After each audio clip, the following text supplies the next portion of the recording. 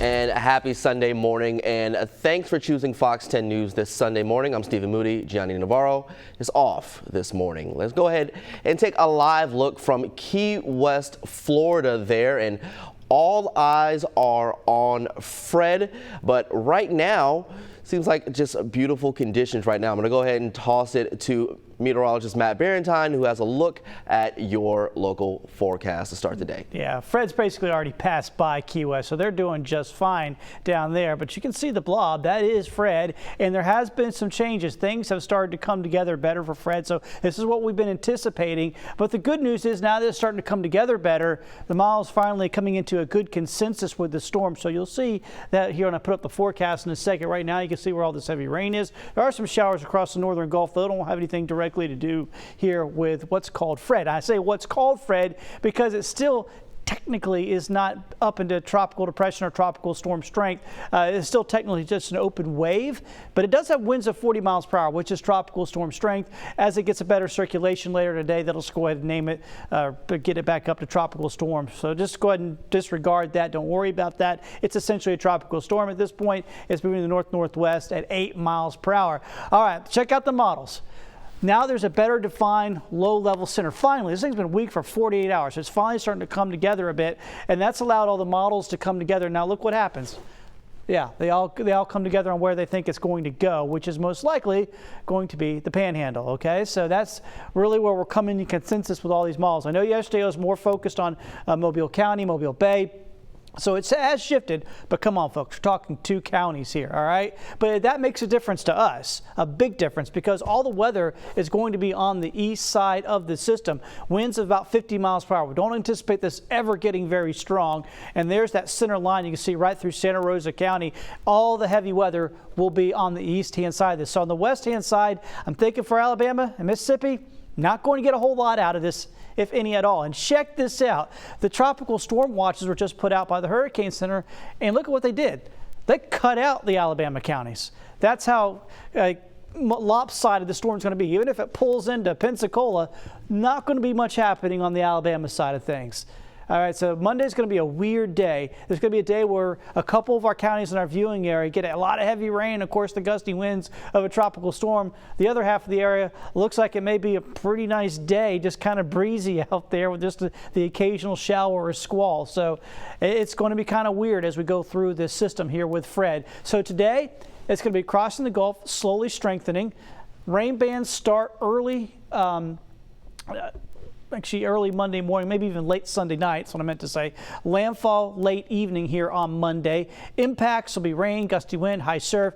The Panhandle will get the most. That's pretty much certain at this point. It'll be mostly focused on the Panhandle where we see the nastiest of the weather. This morning, things are quiet for us here. If you want to get out and do some things here today, you're going to have a good morning to do so. There are some showers. They're in the Gulf. They're moving over towards the west. They are not impacting us, so things are pretty quiet. First half of the day, I don't expect much through noontime there. If you're headed to church, something like that, through about 3 o'clock, occasional showers possible. Later in the day, we'll start seeing some showers and storms bubbling on up, and they will be out there and a few more around in the evening. In fact, we could start seeing the first squalls from this over in the Panhandle by really late tonight, going into early tomorrow morning. Here's your planner. You can see those rain chances going up as we go through the day. Highs should be right around 90. Of course, a little bit breezier today with that system out there, but all in all, won't be too bad of a day. We'll talk more about Fred. We'll look at the modeling. Of course, we'll check out Grace as well, which is right on the heels of Fred, coming up the same path. Details on that straight ahead. All right, Matt, thank you so much. Fred may be brewing in the Gulf, but you wouldn't have known it if you took a trip to the beach yesterday. According to the Baldwin County EMA, it's important to stay in the loop since Fred is constantly changing. Have an emergency supply of food, stay out of the water. Rip currents are expected to be extremely dangerous. Now, Gulf Shores Beach Rescue is removing lifeguard towers today, and no lifeguards will be on duty in threatening conditions. Double red flags will most likely be flying high for the next few days. However, many people on vacation in Gulf Shores are not concerned. I'm not too worried about it. Yeah, we may get a little bit of rain. We did not plan for any safety measures, so we're just hoping and praying that we can get on the road and pretty much beat, Fred's path. Regardless, Baldwin County EMA wants everyone to be proactive, and the number of storms is likely to increase as we get closer to the September peak.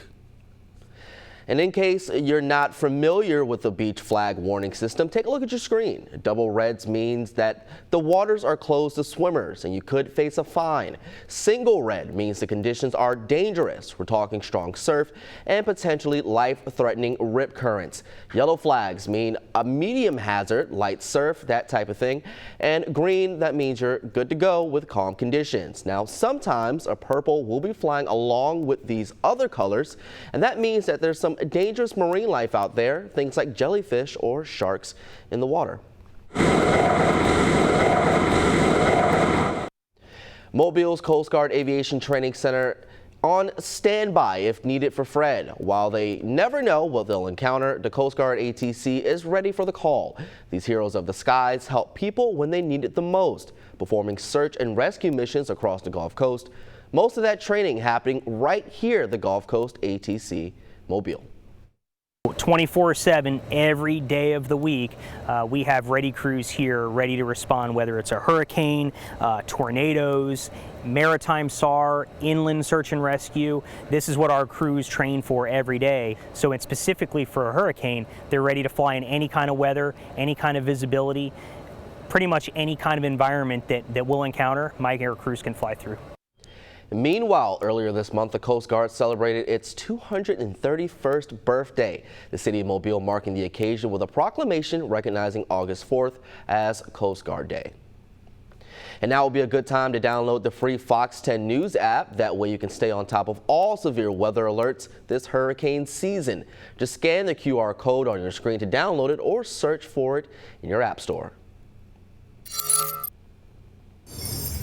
A night out in downtown Mobile turns deadly after shots are fired in a saddle-up saloon, killing one man and injuring two others. A Houston man is in Metro Jail charged with murder.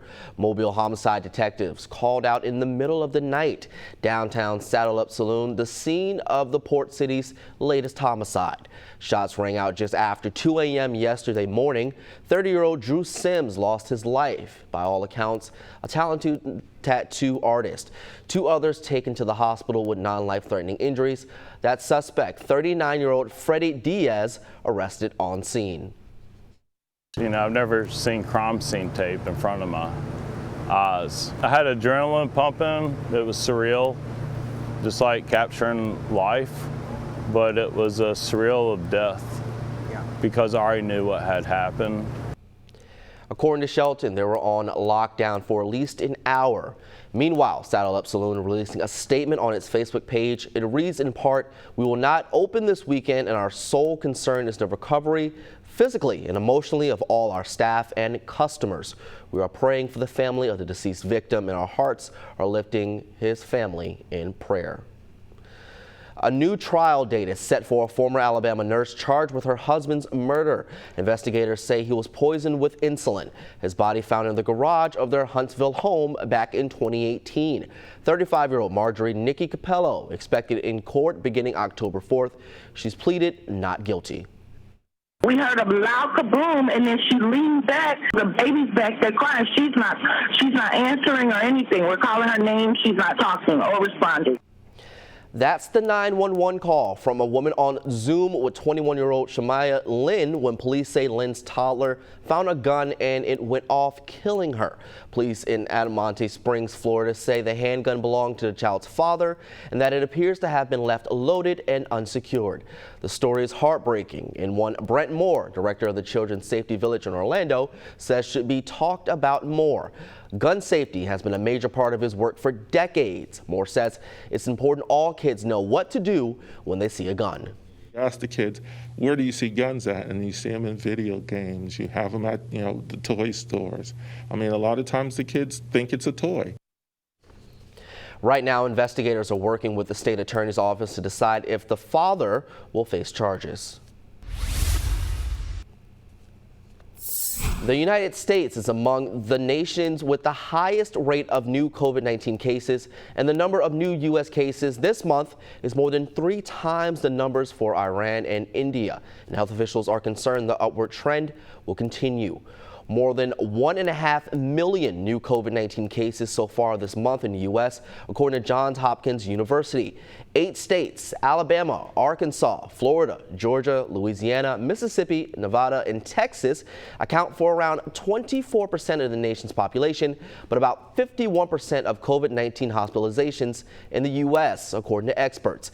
This as the country waits for an authorized vaccine for those 12 years and younger. Children have become the collateral damage of adults who've made a personal choice not to be vaccinated. These children who are falling ill have been infected by unvaccinated adults who are in their environment. Once again, this as the country waits for an authorized vaccine for those 12 years and younger.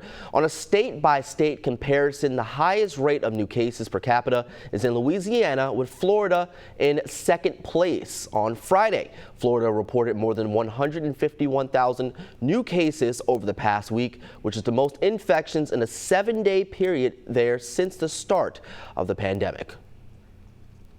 And the number of COVID-19 deaths in Alabama is beginning to creep upward in the wake of a case surge fueled by low vaccination rates and a highly contagious Delta variant.